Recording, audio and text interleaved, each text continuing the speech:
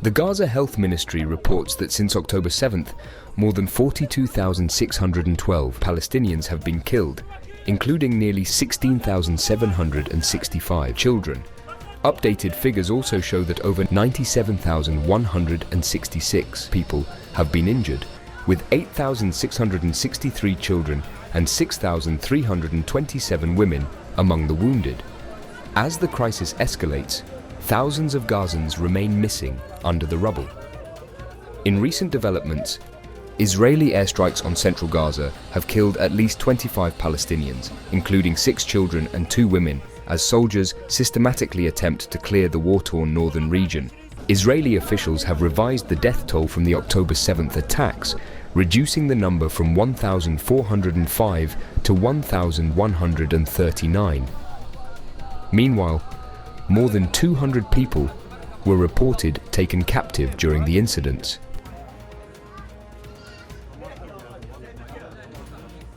حد واقف معنا مدنيين والله مدنيين احنا لا في عنا سلاح ولا في حاجه قاعدين بدورنا فجاه لقينا الصواريخ وكله علينا فجاه كله تقطع لحم ورجال ورجال حسبي الله ونعم الوكيل كنا قاعدين على باب الدار فجاه لقينا كنا تطيرنا ما لقيناش حد لقينا مقطعين جهد كثير ما قدرناش نعرف ولا نشرد ولا نطلع ما قدرناش حسبي الله ونعم الوكيل مجزرة عمل عنا مجزرة. يوم اللي هو هذا يوم نعتبره يوم نكبة وما طلع حد بيطلع من بيوته. فجأنا بعد العشاء زلزال في الحارة والناس كلها مدنيين كلهم مدنيين. إذا هم شايفين حاجة غير هيك هذا معنيهم هم وأطفال ولحتى اللحظة موجودين. بدنا الحل وتخلص إن شاء الله يا رب. تقف الحرب بكفي مجازر. كل يوم مزرة هانا وهانا والحارة كلها انضربت وبس مش هانا مرة هانا ومرة طلع دورنا كيف صار تمزعنا مش عارفين حالنا وين رايحين. In a prominent display of dissent, pro-Palestinian activists have vandalized the British offices of the German financial services company Allianz, splattering red paint on the buildings in protest against the firm's connections to Israeli defense contractor Elbit Systems. The group Palestine Action took responsibility for the actions via a post on the social media platform X, claiming that 10 Allianz offices were targeted across the UK, including an overnight occupation of the insurer's headquarters in Guildford, south of London. They argued that Allianz plays a crucial role in enabling Elbit to operate in Britain, stating, "Without insurance, Elbit couldn't function here," and described Allianz as investors and insurers of Israel's largest weapons manufacturer. It is a privilege to be up here today. We won't be complicit in a genocide, and Allianz Insurance is. If Allianz would refuse to work with Elbit, then Elbit would struggle to work from the UK, so we're going to target Elbit from every angle until they are forced to leave, because we will not be complicit and we will not allow them to continue to manufacture weapons and parts for weapons that are killing over 41,000 Palestinians. It's been over a year now since the genocide upped on October 7th. It's been going on way longer than that, and it's time it ended now, and we're not stopping until Elbit does. Authorities received reports of vandalism in London's financial district around 4 a.m. local time, 3 o'clock GMT, prompting a police response. In a televised address on Tuesday, Hezbollah's deputy chief, Naim Qassem, announced the militant group's backing for ongoing Lebanese efforts aimed at achieving a ceasefire with Israel. This statement comes after 2 weeks of intense Israeli bombardment in Lebanon. Qassem expressed solidarity with the initiatives led by Lebanese Parliament Speaker Nabih Berri, emphasizing the importance of political efforts to halt the violence. He expressed support for the political efforts that Nabih Berri is pursuing to achieve a ceasefire, underscoring the group's commitment to resolving the ongoing conflict. نحن نؤيد الحراك السياسي الذي يقوم به الرئيس بري بعنوانه الأساس، وهو وقف إطلاق النار. وعلى كل حال، بعد أن يترسخ موضوع وقف إطلاق النار وتستطيع الدبلوماسية أن تصل إليه، كل التفاصيل الأخرى تناقش وتتخذ فيها القرارات بالتعاون. The call for a ceasefire reflects growing concerns over the humanitarian impact of the conflict as the region continues to grapple with escalating tensions. The World Health Organization, WHO, has raised concerns about the possibility of disease outbreaks in Lebanon due to overcrowded conditions in displacement shelters and the ongoing closure of hospitals. Ian Clark, the WHO's Deputy Incident Manager for Lebanon, addressed the issue during a news conference from Beirut, emphasizing the heightened risk for diseases such as acute watery diarrhea, hepatitis A, and various vaccine-preventable illnesses. "We are facing a situation where there is a much higher risk of disease outbreaks," Clark stated. The UN Health Agency highlighted that the healthcare system in Lebanon is severely strained, with 5 hospitals fully closed and 4 others operating at limited capacity. Clark noted that many medical professionals have either fled the ongoing war or have been instructed by Lebanese authorities to evacuate. The situation has worsened as Israeli forces initiate ground operations in southwestern Lebanon, intensifying a year-long war with the Iran-backed group Hezbollah. This escalation has resulted in over 1,000 fatalities in the past 2 weeks alone and has led to a mass exodus of civilians.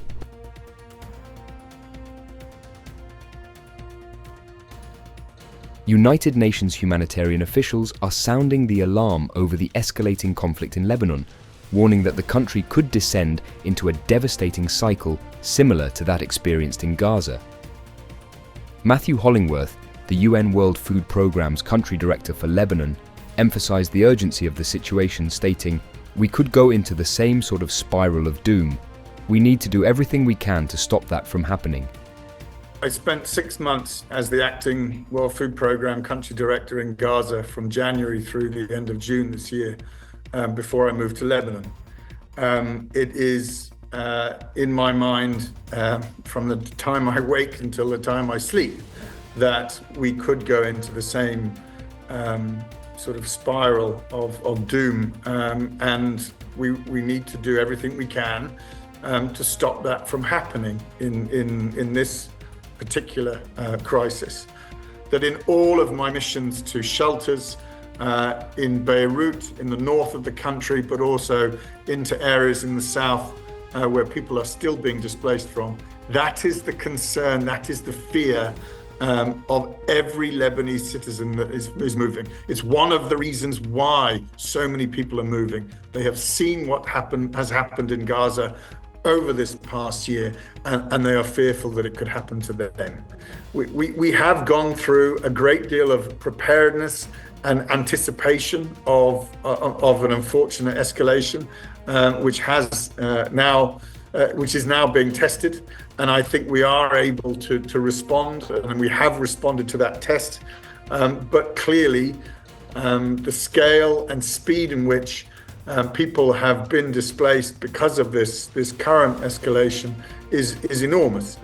We will need to ensure that the resources that we've called for in the flash appeal that came out last week are met if we are to do this, because, I mean, quite simply, it's impossible to meet the needs of more than 1 million people who have been suddenly uprooted, displaced, and dispossessed without additional resources coming in. We are seeing the same patterns that we saw in Gaza, the same means and methods of warfare that have been used. And as a result, we're seeing civilians pay the ultimate price, whether it be the hospitals being closed, 1 million people displaced, civilians killed, schools impacted. The devastation is beyond belief for all people in Lebanon as it is in Gaza. We can't let this happen again. The commonalities are unfortunately absolutely there to be seen, whether it is displacement on the ground, impact upon children, or language being used to somewhat soften what the realities are on the ground. As tensions rise and violence escalates, the UN is calling for immediate action to prevent a humanitarian crisis. The organization is concerned that without intervention, Lebanon could face dire consequences, including widespread displacement and a collapse of essential services.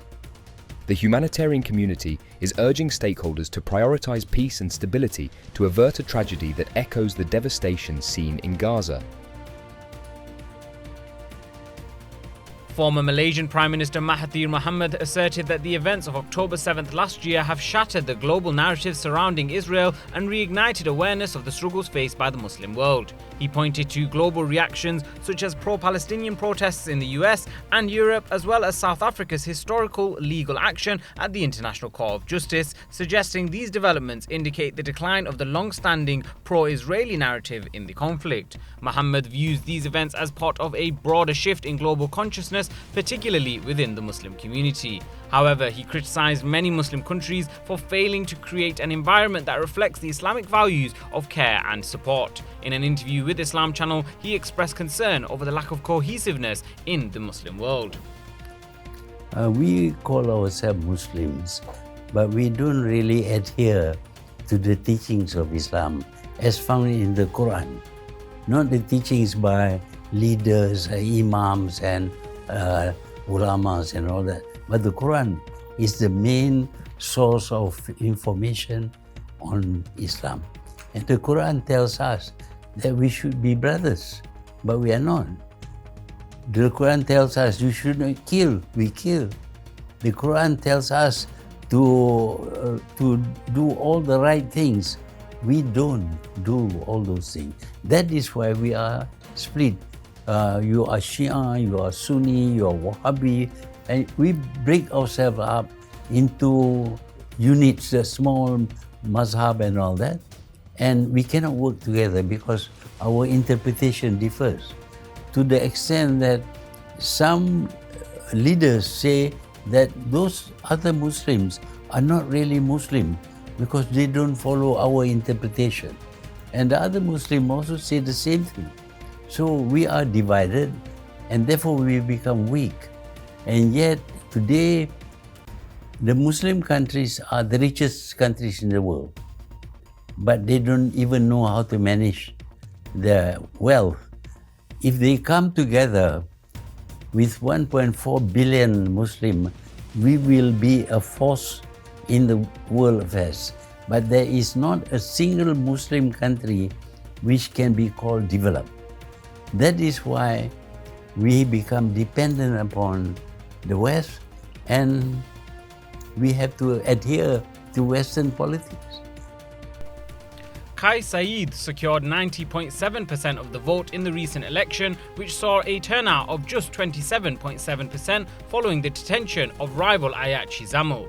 While these figures indicate a landslide victory, final confirmation of his win will only come after the official results are announced early next month. Saied's overwhelming success was largely anticipated after authorities arrested dissidents and potential rivals, including one of the two challengers on the ballot. For many years, the country had been viewed as a beacon of democracy in the region. However, since Saied was elected in 2019 amid optimism, the 66-year-old has suspended parliament, rewritten the constitution and consolidated power. Sunday's vote marked Tunisia's third presidential election since Ben Ali was overthrown in 2011 after over 2 decades in power before fleeing to Saudi Arabia amid massive protests. Rights group Amnesty International has criticised what it describes as a worrying decline in fundamental rights under Saied's government as discontent grows over his perceived authoritarian approach. In response to the criticism, Saied has maintained that he is combating a corrupt elite and traitors. As Hurricane Milton approaches the Yucatan Peninsula, local authorities are taking precautions to ensure the safety of residents. The shelters have been set up, and we are working on the final details to receive families who want to take refuge in a safe place, said Aurelio Medina Perez in Puerto Progreso.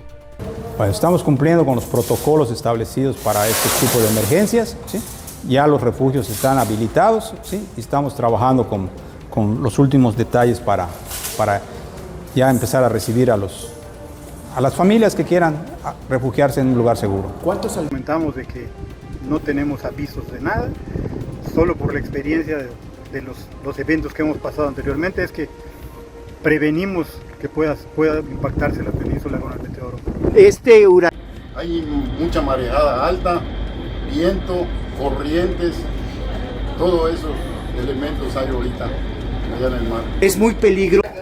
Si puede, por eso estamos afirmándolos bien para que no se los vaya a arrastrar o se los vaya a reventar. Sin embargo, ha sucedido que se revientan y se van. Hurricane Milton has quickly intensified to a Category 5 storm, prompting evacuation orders and warnings of life-threatening conditions along Florida's west coast. The storm is forecast to graze Mexico's Yucatan Peninsula as it moves eastward, raising concerns about its impact on coastal communities. In Progreso, shops are closing as residents prepare for the impending storm, seeking safety and security in designated shelters. The community is bracing for the severe weather that Milton may bring in the coming days. Sardinia's sheep farmers are facing a devastating crisis, with approximately 20,000 sheep having died this year due to blue tongue disease. This loss is particularly significant for an island that houses nearly half of Italy's sheep population, compounding the challenges posed by a severe drought exacerbated by climate change. Experts warn that rising temperatures are not only contributing to drought conditions, but are also fueling the spread of blue tongue and prolonging its outbreaks. Molto di più. Col 3 stiamo vedendo per esempio una percentuale di aborti che è veramente molto alta. Io ne ho circa 130 abortite e altre che non sono valutabili perché finché non partoriscono non lo vedi. La situazione in questo 2024 è peggiore di quello che ci si aspettava. La malattia si è presentata con circa 2 mesi e mezzo di anticipo, in piena campagna vaccinale e le campagne vaccinali hanno dimostrato ampiamente di non essere sufficienti. È necessario agire in modo integrato anche con altre cose, una tra tutti sicuramente i piani di disinfestazione. Infestazioni, dare i repellenti, così come abbiamo chiesto, che è una sostanza che viene somministrata sul velo degli animali e che dà una protezione da questa zanzara per oltre un mese. Avremmo sicuramente risparmiato denaro in termini pubblici, perché poi ci saranno i ristori da parte della regione, dei capi morti, del mancato reddito, delle mancate... In tardo autunno. Normalmente la blue tongue è una malattia prettamente estiva, già dal 2000 quando ci interessò le varie epidemie che sono succedute hanno visto un picco intorno ad agosto. Negli ultimi anni abbiamo notato appunto dei picchi in ottobre e novembre. Questo ovviamente ci deve far stare allerta, perché manca quindi ancora un mese e mezzo prima almeno che le temperature medie discendano, e vaccinare il più possibile. Ecco, questo è una cosa. Farmers are grappling with the implications of these challenging patterns as they work to protect their flocks and navigate the increasing threat posed by climate change. The situation highlights the urgent need for adaptive strategies to safeguard livestock in a rapidly warming world.